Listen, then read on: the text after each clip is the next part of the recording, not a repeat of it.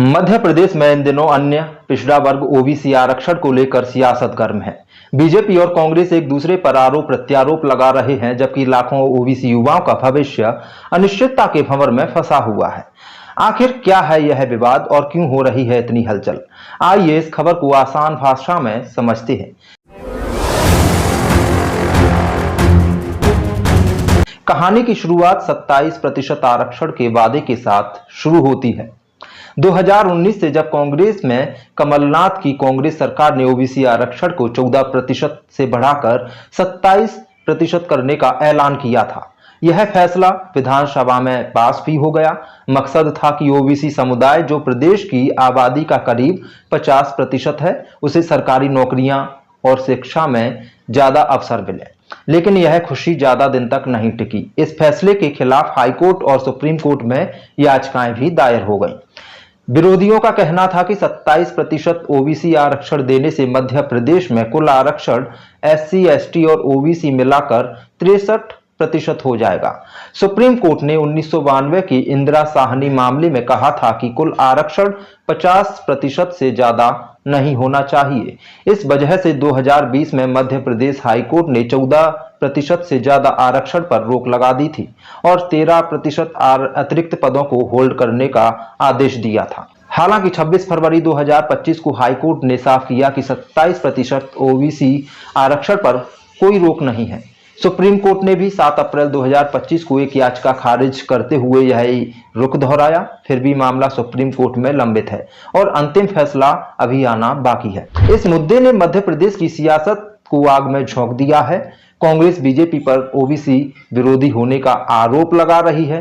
कांग्रेस नेता जीतू पटवारी और उमंग सिंघार का कहना है कि बीजेपी ने ओबीसी वोट तो लिए, लेकिन 27% आरक्षण लागू करने में टाल मटोल कर रही है। शिवराज सिंह चौहान ने कम से कम 1 बार, 2 बार, 3 बार, 10 बार नहीं कहा, 50 बार कहा कि हम ओबीसी के आरक्षण को लागू करना चाहते हैं और ओबीसी के हित और अधिकारों की रक्षा में कोई कोर कसर बाकी नहीं छोड़ेंगे। यही बात मोहन यादव भी पब्लिक डोमेन में कहते हैं, पर मूल भावना इनकी जैसे झूठ बोलने की है। हर पल कोशिश करते रहे कि कैसे रुके ओबीसी का आरक्षण। कांग्रेस पार्टी की सरकार ने, कमलनाथ जी की सरकार ने कानून बना दिया ओबीसी का, जिसको सरकार को पालना करनी।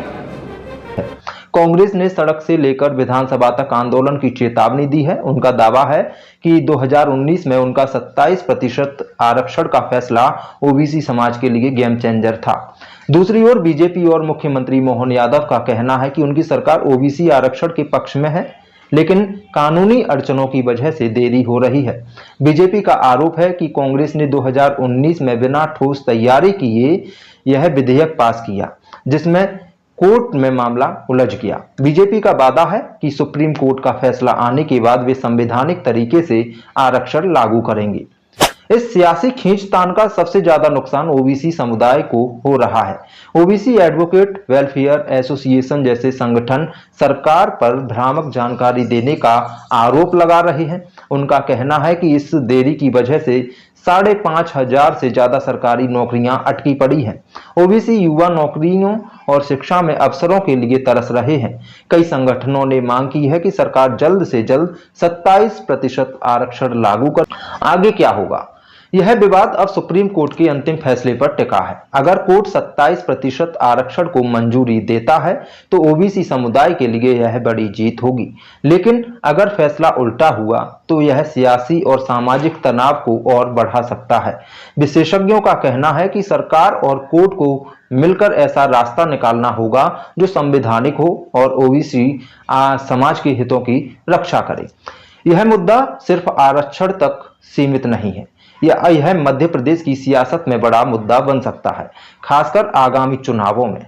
ओबीसी वोटरों की नाराजगी किसी भी पार्टी के लिए भारी पड़ सकती है। दूसरी ओर लाखों युवाओं का भविष्य इस अनिश्चितता के भेंट चढ़ रहा है। मध्य प्रदेश में ओबीसी आरक्षण का मसला एक बार फिर सुर्खियों में है। सवाल यह है कि क्या सरकार और कोर्ट इस उलझन को सुलझा पाएंगे, और सबसे जरूरी, कब तक ओबीसी समुदाय को उनका हक मिलेगा? इस खबर पर आपकी राय क्या है?